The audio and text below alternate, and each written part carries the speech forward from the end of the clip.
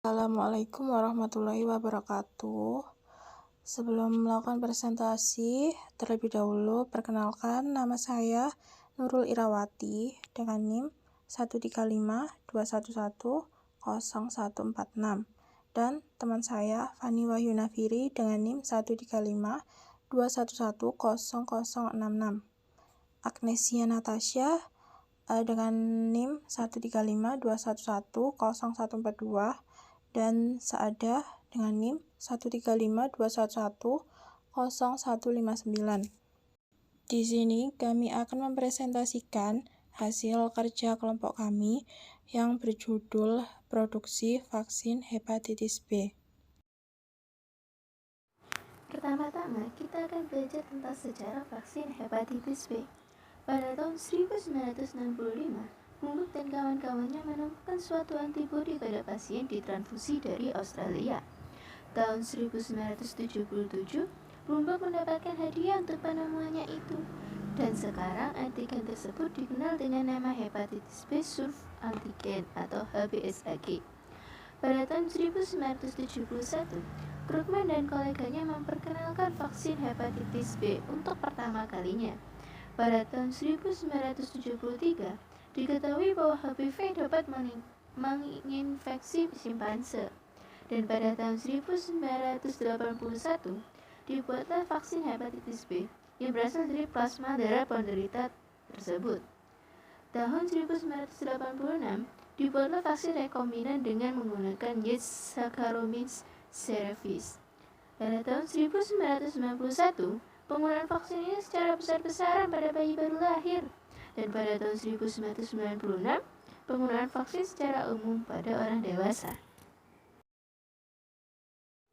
Pengertian penyakit hepatitis. Penyakit hepatitis merupakan penyakit infeksi yang menyerang hati dan menyebabkan penyakit akut dan kronis disebabkan oleh virus hepatitis B atau HBV. Virus ini berasal dari genus Orthobacterus dan familinya adalah Hepatnaviridae. Mula-mula, virus ini dikenal sebagai serum hepatitis. Bila dibandingkan dengan virus AIDS atau HIV, HPV 100 kali lebih ganas dan 10 kali lebih banyak menularkan. Di bawah mikroskop elektron, HPV tampak sebagai partikel dua lapis berukuran 42 nm yang disebut partikel DAN.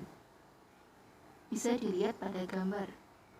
Lapisan luarnya terdiri atas antigen yang disingkat HBsAg. Antigen ini membungkus bagian dalam virus yang disebut partikel inti atau core yang berukuran 27 nm. Masa inkubasi HPV kira-kira selama 6-25 minggu. Virus ini juga tidak dapat tumbuh dalam kultur jaringan dan memiliki 7 genotip atau A-G serta 9 serotipe. Metode pembuatan vaksin hepatitis B. Vaksin hepatitis B generasi awal dibuat dengan plasma atau plasma derivat dengan cara memanen antigen permukaan dari virus hepatitis B atau HBsAg yang didapat dari plasma penderita hepatitis B kronis.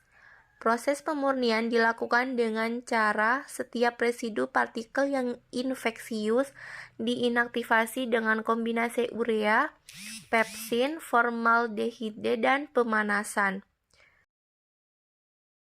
Mekanisme kerja vaksin hepatitis B yaitu paparan kuman yang dilemahkan, dimatikan ataupun sebagian dari kuman akan menjadi sistem imun yang dapat merespon untuk membentuk antibodi yang dapat mengingat dan mengenali hukum dan akan menjadi antibodi yang sudah memiliki kemampuan mendeteksi dan melawan kuman apabila terpapar di kemudian hari.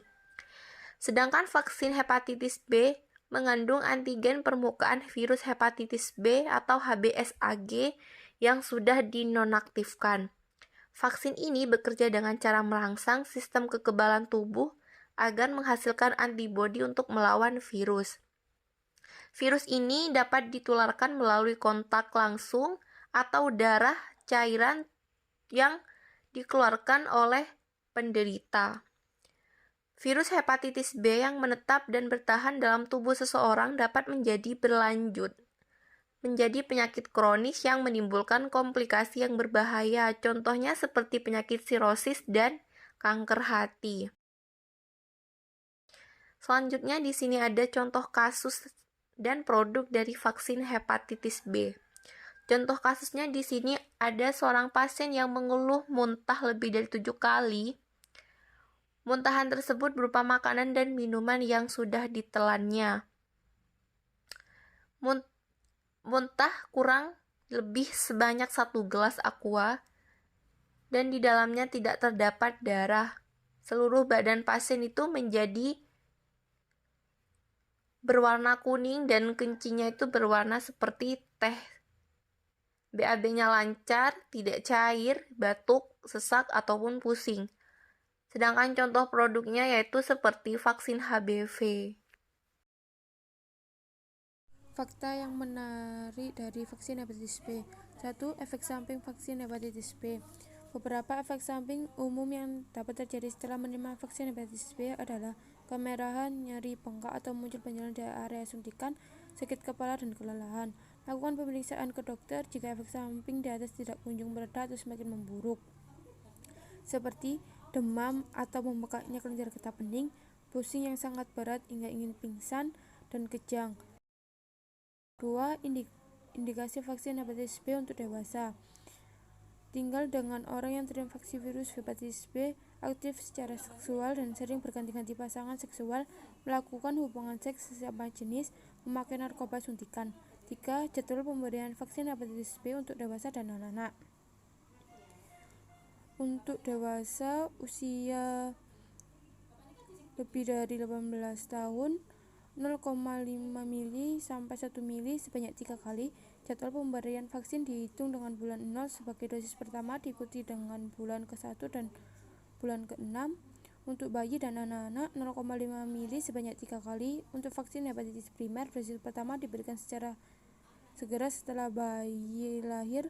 Dosis selanjutnya diberikan pada usia 2 bulan, 3 bulan, dan 4 bulan. Vaksin hepatitis B booster diberikan mulai usia 18 bulan. Kondisi yang mengharuskan pemberian vaksin hepatitis B untuk dewasa ditunda.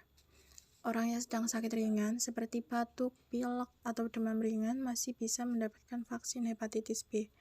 Namun, vaksin hepatitis B sebaiknya tidak diberikan atau ditunda pemberiannya pada orang dewasa yang memiliki penyakit atau kondisi seperti berikut. Yang pertama, multiple sclerosis. Multiple sclerosis ini merupakan gangguan saraf pada otak, mata, dan tulang belakang. 2. Penyakit ginjal atau pernah menjalani cuci darah. Ketiga, gangguan pendarahan atau pembekuan darah seperti hemofilia. Keempat, sistem kekebalan tubuh yang lemah karena penyakit atau penggunaan obat tertentu. Kelima, alergi terhadap lateks dan gangguan otak. Interaksi vaksin hepatitis B dengan obat lain. Efek interaksi antara obat dapat timbul jika vaksin hepatitis B digunakan dengan obat-obat tertentu, seperti penurunan efektivitas vaksin hepatitis B jika digunakan dengan obat golongan imunosupresan seperti belimumab, budesonide, dan siklosporin. Peningkatan risiko terjadi pendarahan jika digunakan dengan obat golongan antikoagulan seperti warfarin. Cara mencegah penularan hepatitis B. Yang pertama, melakukan vaksinasi hepatitis B. 2.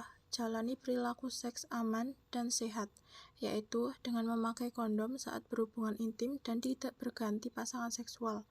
3. Lakukan perawatan luka dengan baik dan tidak menyentuh cairan tubuh, seperti darah dan nanas secara langsung. Keempat, hindari menghaluskan makanan dengan cara mengunyah dan memberikannya pada bayi dari mulut ibu. 5. Hindari berbagai peralatan pribadi seperti alat cukur, sikat gigi, dan handuk bersama orang lain. Keenam, pastikan jarum dalam keadaan steril untuk pengobatan, tinik telinga bayi maupun dewasa, atau pembuatan tato.